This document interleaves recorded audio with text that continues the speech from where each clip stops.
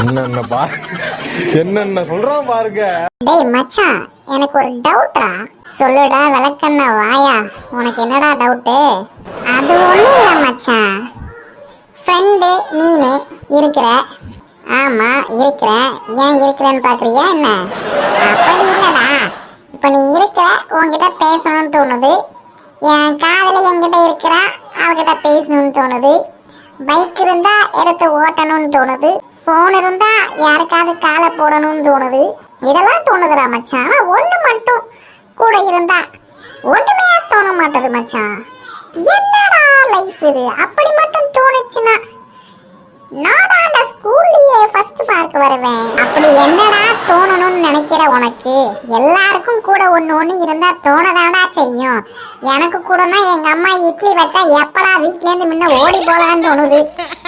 அது ஒண்ணுடா மச்சான், இந்த புத்தகத்தை எடுத்து வச்சா மட்டும் எதுவுமே தோண மாட்டேதுடா. எங்க அப்பங்கார நைட்ல தூக்கமே வரலன்னு சொல்றான். டாக்டரும் தூக்க மாத்திரை கொடுக்குறாங்க, போட்டாலும் வரலன்றான். ஆனா நான் இந்த புக்கை எடுத்து வச்சேன்னா எப்பா எங்கிருந்தா அந்த தூக்கம் வருமோ தெரியலடா. அடுத்த நாள் 4 மணிக்கு தான் ஏந்திரிக்கிறேன்டா. ஏய், இது உனக்கு மட்டும் இல்லடா, எல்லாருக்கும் இதுதான்டா நிலைமை. இது ஒரு யுனிவர்சல் ட்ரூத்ரா, ட்ரூத். ஏண்டா நம்ம மேத்ஸ் வாத்தியாருக்கு கூட இதே நிலைமை தான்டா. அவர் புக் எடுத்து புத்தகத்தை எடுத்துக்கிட்டு அந்த போர்டு முன்னாடி போனாலே தூங்கிடுறாரா. ஆமாண்டா ஆமாண்டா.